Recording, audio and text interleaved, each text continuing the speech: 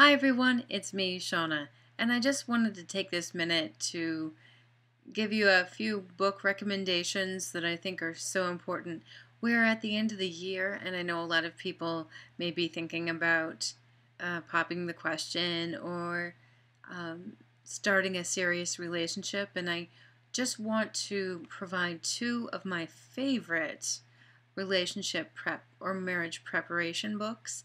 Now, some of you may know that by trade, I am a divorce mediator, and I'm also working on my dissertation in conflict analysis and resolution, and I'm dissecting some relationship and marriage preparation books. And so my recommendations are based on the criteria of those two experiences. So my first one is has been on the bestsellers list for a long time, and I think the first publication was in 1992, and it just keeps getting better and better. It's written by a family counselor by the name of Dr. Gary Chapman, and you may have heard of it. It's The 5 Love Languages, The Secret to Love That Lasts. Now, what Dr. Chapman has done here is, as a practicing marriage counselor, he recognized that there were the different ways people expressed love. And he realized that many couples that came into his office were actually misunderstanding each other and not communicating their love the way that they expected. So this book explains the 5 languages of love, which are words of affirmation, quality time, receiving gifts, acts of service, and physical touch. You'll see that on the back here. And so he outlines the specifics of how each love language is expressed.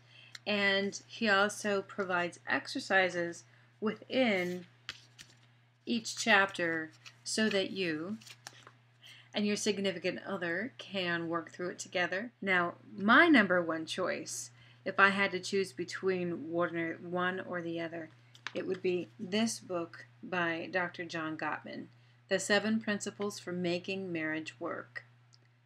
Now, let me explain why I love this book. I appreciate what Dr. Chapman is doing with helping us identify how we express love and to be considerate of how other people express their love. And I think that's so important. It's the language, it's how we communicate, it's how we feel appreciated, and it's how we feel heard and understood. And in fact, I would say read this book first to make the most out of this book.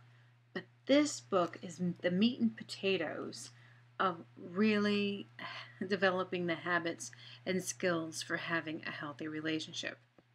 What I enjoyed most about this book is his ability to help you peel back the layers of your own expectations of yourself and of the people around you. Because the number one reason why conflict happens is because our expectations are not being met. The expectations of what type of role we expect from our spouse is often based on our family of origin. And so those things you don't necessarily think about. It's sort of just what happens, you know. It really helps you break down on a deep level why marriages succeed and why some crash and burn. And as a divorce mediator, I can tell you most often it's not because they don't love each other anymore. What ends up happening is built up resentment, failed expectations, and hoping to change somebody. And that's where Dr. Gottman really gets into the heart of how we approach relationships and how we choose our partners. And so I really think it's a beautiful thing. What I enjoy about both of these books is they give you an opportunity to have a discussion or to start to have that difficult discussion or get into the habit of addressing those things. Because when you are developing an intimate relationship, and you hope and dream and expect that relationship to last for the rest of your life, you need to have the practice of having those difficult conversations.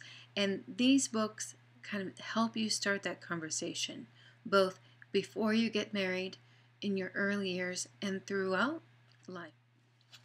These two books would make a perfect engagement present.